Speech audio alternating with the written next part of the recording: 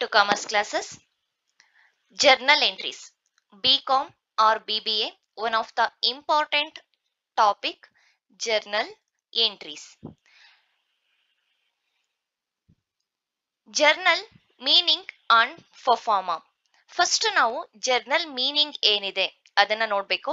ಅದಾದ್ಮೇಲೆ ನಾವು ಫರ್ಫಾರ್ಮ ಯಾವ ರೀತಿ ಬರುತ್ತೆ ನೋಡೋಣ. Next classification of accounts and 3 golden rules of journal entry ನೋಡಿದಾಗ ನಮಗೆ ಜರ್ನಲ್ ಎಂಟ್ರೀಸ್ ನ ಯಾವ ರೀತಿ ನಾವು ಎಂಟ್ರಿ ಹಾಕ್ಬೇಕು ಅನ್ನೋದು ನಮಗೆ ಗೊತ್ತಾಗುತ್ತೆ. Journal record all daily transaction of business in to the order in which they ಅಕ್ಕರ್.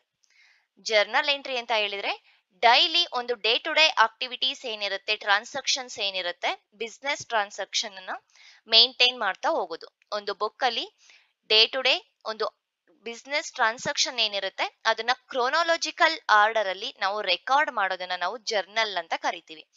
Chronological order ಅಂದ್ರೆ date wise. For example Jan first ಯಾವುದೋ ಒಂದು ಟ್ರಾನ್ಸಾಕ್ಷನ್ ಆಗಿರುತ್ತೆ, ಅದನ್ನ ಎಂಟ್ರಿ ಮಾಡೋದು. ಜಾನ್ 5th ಯಾವುದೋ ಒಂದಾಗಿರುತ್ತೆ, ಅದನ್ನ ಎಂಟ್ರಿ ಮಾಡೋದು. ನೆಕ್ಸ್ಟ್ ಜಾನ್ 6th ಆಗಿರುತ್ತೆ, ಎಂಟ್ರಿ ಮಾಡೋದು.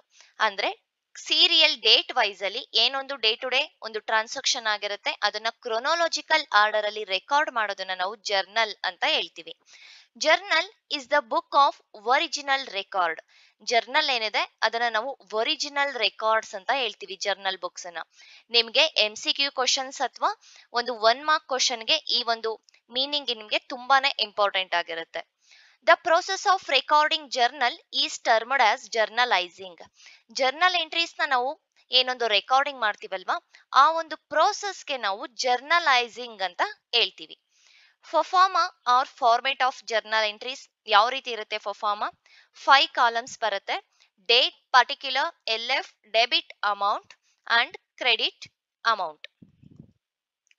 ಈ ಒಂದು ಕಾಲಮ್ ಅಲ್ಲಿ ನಾವು ಡೇಟ್ ಅನ್ನ ಮೆನ್ಷನ್ ಮಾಡ್ತಾ ಹೋಗ್ತೀವಿ. ಪರ್ಟಿಕ್ಯುಲರ್ ಇದರಲ್ಲಿ ಜರ್ನಲ್ ಎಂಟ್ರೀಸ್ ನ ಹಾಕ್ತಾ ಹೋಗ್ತೀವಿ. ಜರ್ನಲ್ ಎಂಟ್ರಿ ಯಾವ ರೀತಿ ಬರುತ್ತೆ ಅಂತ ನಾವೀಗ next classification of accounts and 3 golden rules ಅನ್ನ ನೋಡೋಣ. ಆಗ ನಿಮ್ಗೆ ಜರ್ನಲ್ ಎಂಟ್ರೀಸ್ ಬೇಸಿಕ್ ಇನ್ಫಾರ್ಮೇಶನ್ ಗೊತ್ತಾಗುತ್ತೆ. LF ಲೆಡ್ಜರ್ ಫೋಲಿಯೋ, ಈ ಒಂದು ಕಾಲಮ್ ಅಲ್ಲಿ ನಾವು ಯಾವುದನ್ನು ಮೆನ್ಷನ್ ಮಾಡಿರೋದಿಲ್ಲ. ಡೆಬಿಟ್ ಅಮೌಂಟ್, ಕ್ರೆಡಿಟ್ ಅಮೌಂಟ್, ಈ ಎರಡೂ ಕಾಲಮ್ ಅಲ್ಲಿ ನಾವು ಅಮೌಂಟ್ ಅನ್ನ ಮೆನ್ಷನ್ ಮಾಡ್ತೀವಿ. Next classification of accounts. Accounts ನಾವು ಮೇನ್ ಆಗಿ 3 ಪಾರ್ಟ್ಸ್ ಆಗಿ ಕ್ಲಾಸಿಫಿಕೇಶನ್ ಮಾಡ್ತೀವಿ. Personal account, real account and nominal account. Personal account ಅಂದ್ರೆ ಏನು? Personal accounts or accounts which are related to persons, representative of persons and organization. ಇದು ಒಂದು persons ಗೆ related ಆಗಿರುತ್ತೆ ಆರ್ ರೆಪ್ರೆಸೆಂಟೇಟಿವ್ ಆಫ್ ಪರ್ಸನ್ ಗೆ related ಆಗಿರುತ್ತೆ. ಈ ಪರ್ಸನ್ಸ್ಗೂ ಮತ್ತೆ ರೆಪ್ರೆಸೆಂಟೇಟಿವ್ ಆಫ್ ಪರ್ಸನ್ಸ್ಗೂ ಏನ್ ಡಿಫ್ರೆನ್ಸು?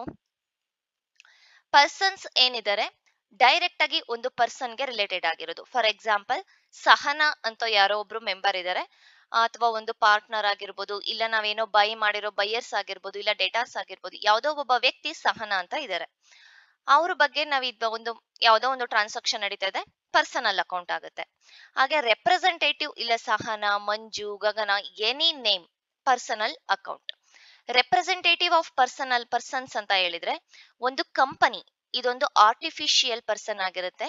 ಕಂಪನಿ ಆಗಿರ್ಬೋದು, ಆರ್ಗನೈಸೇಷನ್ಸ್ ಆಗಿರ್ಬೋದು, ಇನ್ಸ್ಟಿಟ್ಯೂಷನ್ಸ್ ಆಗಿರ್ಬೋದು. ಸೊ ಇದೆಲ್ಲ representative or artificial company, artificial persons ಅಂತ ನಾವು ಹೇಳ್ತೀವಿ. Next real account. Real accounts which are related to assets of the business. ಒಂದು ಬಿಸ್ನೆಸ್ ನ ಅಸೆಟ್ಸ್ ಗೆ ರಿಲೇಟೆಡ್ ಆಗಿರುತ್ತೆ ರಿಯಲ್ ಅಕೌಂಟ್. ಅಸೆಟ್ಸ್ ಅಲ್ಲಿ ನಾವು 2 ಟೈಪ್ಸ್ ಮಾಡ್ತೀವಿ, tangible assets and intangible assets. Tangible assets ಅಂದ್ರೆ ಯಾವ್ಯಾವ್ದೆಲ್ಲ ಇದೆ? ನಮ್ ಕಣ್ಣಿಗೆ ಕಾಣೋ ಅಂತದ್ದು, ನಾವ್ ಅದನ್ನ ಸ್ಪರ್ಶ ಮಾಡೋದಕ್ಕೆ ಸಾಧ್ಯ ಇರೋವಂಥದ್ದು, ಇದೆಲ್ಲ ನಾವು ಟ್ಯಾಂಜಿಬಲ್ ಅಸೆಟ್ಸ್ ಅಂತ ಹೇಳ್ತೀವಿ. ಯಾವ್ಯಾವ್ದು? ಕ್ಯಾಶ್ ಆಗಿರ್ಬೋದು, ಬಿಲ್ಡಿಂಗ್ ಆಗಿರ್ಬೋದು, ಹಾಗೇನೆ ಫರ್ನಿಚರ್ ಆಗಿರ್ಬೋದು, ಮೆಷಿನರಿ, ಪ್ಲಾಂಟ್, ಲ್ಯಾಂಡ್, ಇದೆಲ್ಲದೂ ಕೂಡ ಏನಾಗುತ್ತೆ? ಟ್ಯಾಂಜಿಬಲ್ ಅಸೆಟ್ಸ್ ಆಗುತ್ತೆ. ಇಂಟ್ಯಾಂಜಿಬಲ್ ಅಸೆಟ್ ಅಂದ್ರೆ ನಾವು ಅದನ್ನ ಕಣ್ಣಿಗೆ ನೋಡೋದಕ್ಕೆ ಸಾಧ್ಯ ಇರೋದಿಲ್ಲ, ಸ್ಪರ್ಶಿಸೋದಕ್ಕೆ ಆಗೋದಿಲ್ಲ, ಟಚ್ ಮಾಡೋದಕ್ಕೆ ಆಗೋದಿಲ್ಲ. ಇಂಟ್ಯಾಂಜಿಬಲ್ ಅಸೆಟ್ಸ್ ಗೆ ಎಕ್ಸಾಂಪಲ್ ನಾವು ಪೇಟೆಂಟ್, ಕಾಪಿರೈಟ್. ಓಕೆ, ಸೊ ಇದನ್ನೆಲ್ಲ ನಾವು ಇಂಟ್ಯಾಂಜಿಬಲ್ ಅಸೆಟ್ಸ್ ಅಲ್ಲಿ ನೋಡ್ತೀವಿ. ನಮ್ಗೆ ರಿಯಲ್ ಅಕೌಂಟ್ ಅಂದ್ರೆ ಗೊತ್ತಿರಬೇಕು. ರಿಯಲ್ ಅಕೌಂಟ್ ಯಾವುದಕ್ಕೆ ರಿಲೇಟೆಡ್ ಆಗಿರುತ್ತೆ? ಒಂದು ಬಿಸ್ನೆಸ್ ನ ಅಸೆಟ್ಸ್ ಗೆ ರಿಲೇಟೆಡ್ ಆಗಿರುತ್ತೆ. ಟ್ಯಾಂಜಿಬಲ್ ಅಸೆಟ್ ಆಗಿರ್ಬೋದು ಅಥವಾ ಇಂಟ್ಯಾಂಜಿಬಲ್ ಅಸೆಟ್ ಆಗಿರ್ಬೋದು. ಒಂದು ಬಿಸ್ನೆಸ್ ನ ಅಸೆಟ್ಸ್ ಗೆ ರಿಲೇಟೆಡ್ ಆಗಿರೋದು real account. Nominal account. Nominal account ಯಾವುದಕ್ಕೆ ರಿಲೇಟೆಡ್ ಆಗಿರುತ್ತೆ? Nominal accounts which are related to the income or gains, expenses or losses. ಒಂದು ಬಿಸ್ನೆಸ್ ಅಲ್ಲಿ ಆಗೋ ಇನ್ಕಮ್ ಆಗಿರ್ಬೋದು ಅಥವಾ ಗೇನ್ ಆಗಿರ್ಬೋದು, ಎಕ್ಸ್ಪೆನ್ಸಸ್ ಆಗಿರ್ಬೋದು ಆರ್ ಲಾಸಸ್ ಆಗಿರ್ಬೋದು.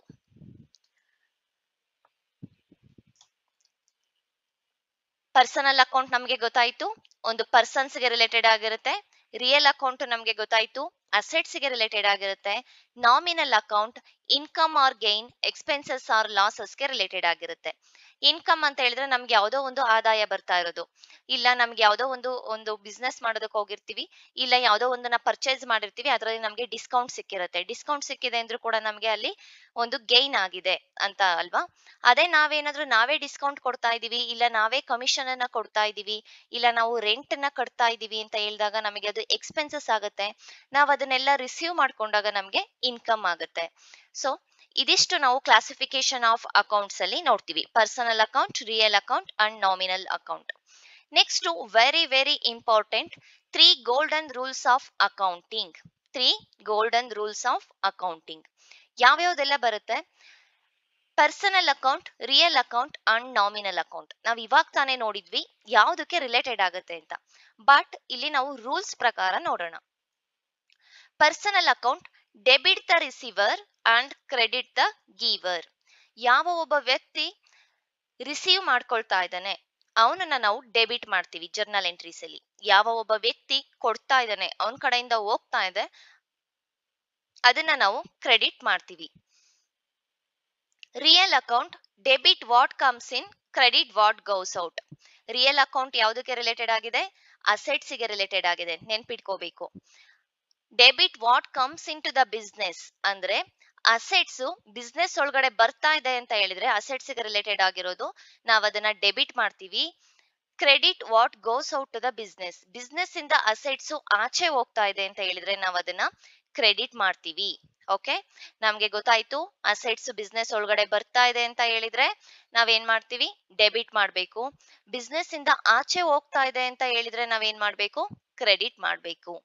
Nominal account debit all expenses or losses. ಯಾವುದೇ ಒಂದು ಖರ್ಚುಗಳಿರ್ಬೋದು, ಎಕ್ಸ್ಪೆನ್ಸಸ್ ಅಥವಾ ನಷ್ಟ ಇರ್ಬೋದು. ಖರ್ಚುಗಳು ಮತ್ತೆ ನಷ್ಟಗಳು ಏನಾದ್ರೂ ಆಗಿದ್ರೆ, ನಮಗೆ ಎಕ್ಸ್ಪೆನ್ಸಸ್ ಲಾಸಸ್ ಆಗಿದ್ರೆ ನಾವು ಅದನ್ನ ಡೆಬಿಟ್ ಮಾಡ್ತೀವಿ. ನಮ್ಗೆ ಒಂದು ಆದಾಯ ಇನ್ಕಮ್ ಆಗಿದ್ರೆ ಅಥವಾ ಒಂದು ಗೈನ್ ಆಗಿದ್ರೆ ನಾವೇನ್ ಮಾಡ್ತೀವಿ? ಅದನ್ನ ಕ್ರೆಡಿಟ್ ಮಾಡ್ತೀವಿ. ಫಾರ್ ಎಕ್ಸಾಂಪಲ್ ನೋಡ್ಬೋದು, ಈ purchased furniture for cash 8,000 rupees.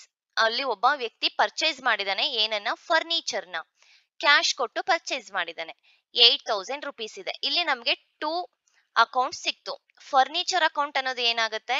ಯಾವ್ದಕ್ related ಇದೆ? ಇದೊಂದು ಅಸೆಟ್ಸ್. ಫರ್ನಿಚರ್ ಅನ್ನೋದು ಅಸೆಟ್ಸ್ ಅಲ್ವಾ? ಹೌದು. ಅಸೆಟ್ಸ್ ರಿಯಲ್ ಅಕೌಂಟ್ ಗೆ ರಿಲೇಟೆಡ್ ಆಗಿರುತ್ತೆ. ರಿಯಲ್ ಅಕೌಂಟ್ ರೂಲ್ ಏನಿದೆ ಅದ್ರ ಪ್ರಕಾರ?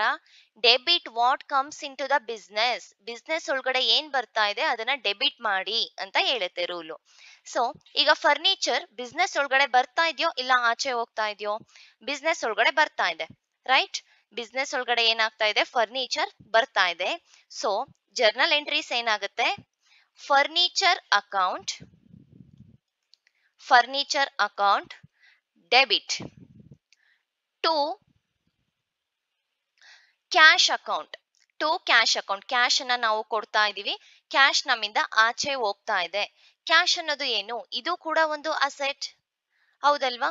Credit what goes out to the business. ಒಂದು ಅಸೆಟ್ ಬಿಸ್ನೆಸ್ ಇಂದ ಆಚೆ ಹೋಗ್ತಾ ಇದೆ ಅಂದ್ರೆ ನಾವೇನ್ ಮಾಡ್ಬೇಕು? ಕ್ರೆಡಿಟ್ ಮಾಡ್ಬೇಕು to cash account. Okay, so ನಮ್ಗೆ ಈಗ ಜರ್ನಲ್ ಎಂಟ್ರೀಸ್ ಹಾಕೋದು ಗೊತ್ತಾಯ್ತು. ಈಗ ಇನ್ನೊಂದು ಎಕ್ಸಾಂಪಲ್ ನ ನೋಡೋಣ. ಈ paid rent for business premises. ಅವನು ರೆಂಟ್ ಅನ್ನ ಕಟ್ತಾ ಇದ್ದಾನೆ ಬಿಸ್ನೆಸ್ ಪ್ರಿಮಿಸಿಸ್, ಒಂದು ಬಿಸ್ನೆಸ್ ಗೆ ಯೂಸ್ ಮಾಡ್ಕೊಂಡಿರುವಂತ ಜಾಗಕ್ಕೆ ರೆಂಟ್ ಅನ್ನ ಕಟ್ತಾ ಇದ್ದಾನೆ. ರೆಂಟ್ ಅನ್ನೋದೇನಿದೆ ನಾವು ಕೊಡ್ತಾ ಇದೀವಿ, ರೆಂಟ್ ಬಾಡಿಗೆ ಕಟ್ತಾ ಇದೀವಿ. ನಾವು ಬಾಡಿಗೆ ಕಟ್ಟಿದ್ರೆ ಅದು ನಮ್ಗೆ ಏನಾಗುತ್ತೆ, ಎಕ್ಸ್ಪೆನ್ಸಸ್ ಆಗುತ್ತೆ, ಹೌದಲ್ವಾ? ಸೊ ನಾಮಿನಲ್ ಅಕೌಂಟ್ ಪ್ರಕಾರ ನಾವು ಎಕ್ಸ್ಪೆನ್ಸಸ್ ನ ಏನ್ ಮಾಡ್ಬೇಕು, ನಮಗ್ ಗೊತ್ತಾಯ್ತು ರೆಂಟ್ ಅನ್ನೋದು ನಾಮಿನಲ್ ಅಕೌಂಟ್ ಗೆ ರಿಲೇಟೆಡ್ ಆಗಿದೆ, ಯಾಕೆಂದ್ರೆ ಅದು ಎಕ್ಸ್ಪೆನ್ಸಸ್ ಆಗುತ್ತೆ. Debit all expenses or losses. So ನಮಗೆ ಎಕ್ಸ್ಪೆನ್ಸಸ್ ಆದ್ರೆ ಅಥವಾ ಲಾಸ್ ಆದ್ರೆ ನಾವು ಅದನ್ನ ಡೆಬಿಟ್ ಮಾಡಬೇಕು. ಜರ್ನಲ್ ಎಂಟ್ರೀಸ್ ಏನಾಗುತ್ತೆ, ರೆಂಟ್ ಅಕೌಂಟ್ ಡೆಬಿಟ್ ಟು, ನಾವು ಯಾವ ರೂಪದಲ್ಲಿ ಕೊಡ್ತೀವಿ, ಕ್ಯಾಶ್ ಅಲ್ಲೇ ಕೊಡ್ತಾ ಇದೀವಿ, ರೆಂಟ್ ಅನ್ನ ಕಟ್ತಾ ಇದೀವಿ, ಹೌದಲ್ವಾ? ಇನ್ ಕೇಸ್ ಏನಾದ್ರೂ ಚೆಕ್ ಅಂತ ಹೇಳಿದ್ರೆ ಅವ್ರ ಬ್ಯಾಂಕ್ ಅಕೌಂಟ್ ಅಂತ ನಾವು ತಗೋಬೇಕಿತ್ತು, ಅವರು ಮೆನ್ಷನ್ ಮಾಡಿರೋರು. ಏನು ಮೆನ್ಷನ್ ಮಾಡಿಲ್ಲ ಅಂದ್ರೆ ಕ್ಯಾಶ್ ಅಲ್ಲೇನೆ ಕೊಡ್ತಾ ಇದಾರೆ ಅಂತ. ಕ್ಯಾಶ್ ಅಂದ್ರೆ ಅದು ರಿಯಲ್ ಅಕೌಂಟ್ ಆಗುತ್ತೆ. So credit what goes out, ಆಚೆ ಹೋಗ್ತಾ ಇದೆ ನಮಗೆ. ಇಲ್ಲಾಂದ್ರೆ ಒಂದು ಎಂಟ್ರಿ ಗೊತ್ತಾದ್ರೂ ಕೂಡ ಇನ್ನೊಂದು ಎಂಟ್ರಿ ನಾವು ಈಸಿಯಾಗಿ ಹಾಕ್ಬೋದು. To cash account. ಇದಿಷ್ಟು ಜರ್ನಲ್ ಎಂಟ್ರೀಸ್ 3 ಗೋಲ್ಡನ್ ರೂಲ್ಸ್ ಆಯ್ತು. ನೆಕ್ಸ್ಟ್ ವಿಡಿಯೋದಲ್ಲಿ ಜರ್ನಲ್ ಎಂಟ್ರೀಸ್ ಪ್ರಾಬ್ಲಮ್ ನ ಸ್ಟಾರ್ಟ್ ಮಾಡೋಣ. ಅದಕ್ಕೂ ಮುಂಚೆ ನೀವು ಈ ಗೋಲ್ಡನ್ ರೂಲ್ಸ್ ಏನಿದೆ, ಈ ರೂಲ್ಸ್ ಅನ್ನ ನೆನ್ಪಿಟ್ಕೋಬೇಕಾಗುತ್ತೆ. Personal account debit the receiver, credit the giver. Real account debit what comes in to the business, credit what goes out to the business. Nominal account debit all expenses or losses, credit all incomes and gains.